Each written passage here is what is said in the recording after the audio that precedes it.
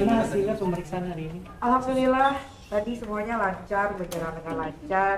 Ini juga masih meriksa satu saksi lagi. Habis itu tinggal tunggu kelanjutan dari Polres Jakarta Selatan. Terkait yang unggahan Kaniki tadi di Instagram itu maksudnya gimana? Yang video di Telegram kan Niki bisa dijelaskan? Oh itu video, itu nanti beda lagi laporannya. Jadi itu laporan terpisah. Jadi artinya akan ada berapa laporan? Berapa Bang? Kalau secara hukum bisa ada 2 laporan lagi. Yang jelas 1 laporan terkait perlindungan anak, 1 lagi terkait undang-undang ITE, tapi kami belum laporkan. Laporannya tetap 1 orang ini pelapornya. Tetap kita terlapornya ada seseorang. Kan itu berarti yang di Telegram barusan yang diduga video itu nanti akan ada laporan tersendiri. Ada laporan tersendiri lagi. Kalau memang anak Kaniki juga ada dalam potensi yang dijual-belikan, Ya tunggu aja lah. Mungkin kedepannya bakal mau gimana sih Kaniki? Depannya bakal mau digimanain? Ya gimana ya, masukin ke penjara aja.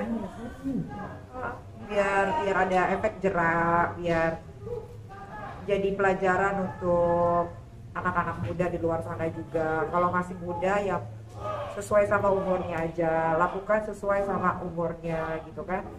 Ya umur segitu lagi lucu-lucunya ya, kalau pengen tahu pergaulan ya cukup tahu pergaulan aja, tapi jangan sampai kebablasan. Jadi kamu merasa dibohongin nggak sih dengan artinya dengan yang prank terus udah gitu yang dibilang itu, ternyata kan kamu sendiri punya bukti jelas gitu. Kalau kami sih jadi gini, dalam persoalan ini kita nggak masuk kepada persoalan-persoalan di luar hukum ya. Jadi yang jelas setelah kami pelajari ini ada dugaan tindak pidana kejahatan. Artinya tindak pidana kejahatan yang diatur dalam Undang-Undang Perlindungan Anak dengan ancaman hukumnya minimal 5 tahun dan maksimal 15 tahun. Ada lagi Undang-Undang Kesehatan, ada lagi KUH pidana, dan itu ancamannya di atas 4 tahun. Jadi kami tidak masuk kepada persoalan-persoalan lagi. Dia mau cerita apa saja silakan. Yang jelas hukum itu tegak lurus. Tidak akan bisa lari kepada mana. Saya kejar kamu di mana. Itu saja yang harus. Ini boleh ini tetap lanjut Kaniki mungkin. Pertanyaan tadi 22 yang ini, ada tadi saksi ada sekitar 30-an, ada lagi 22, ada jadi 1, 2, 3, 4, 5 tadi saksi. Kaniki kenapa untuk bawa Pak Yolo sama Cindy dan lain-lain untuk menjadi saksi kan? Kenapa membawa Cindy dan Yolo? Karena Cindy adalah teman online-nya itu anaknya. Jadi dia tahu betul bagaimana prosesnya, cara berkenalan, sampai akhirnya terjadi pinjam uang, ada urusan hamil, aborsi, dan lain-lain. Kaniki, aku juga sempat kontakkan sama si Cindy, katanya dia juga punya beberapa bukti yang yang seputar masalah ini, termasuk soal aborsi sendiri. Gimana Kak? Ya makanya kan dia jadi saksi.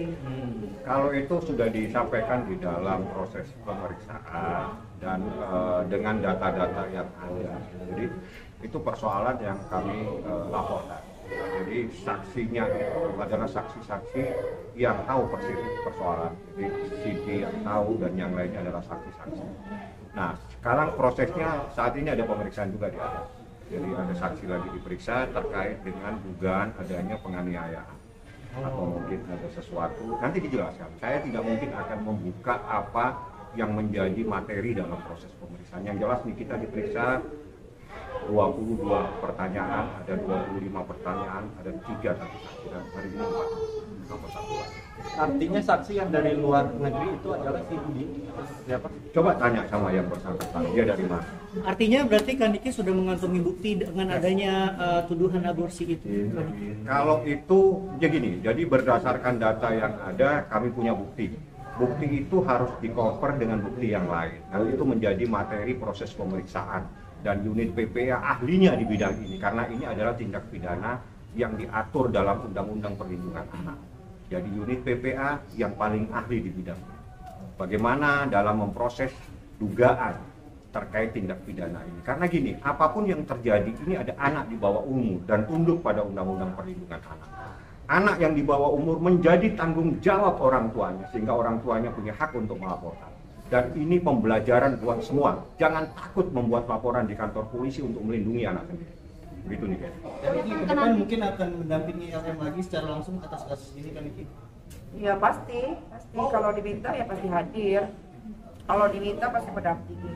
Ini saat ini ada sebagai bukti, selama ini kan Kaniki dibilang nggak peduli anak segala macam, tapi jadi bukti akhirnya Kaniki sebenarnya sebagai ibu punya insting juga untuk melindungi. Kalau nggak peduli itu nggak mungkin dari bisa hidup sampai umur 17 tahun gimana sih? Nggak ngerti gua. Sejauh ini LM udah ada komunikasi ke Kaniki? LM tuh apa?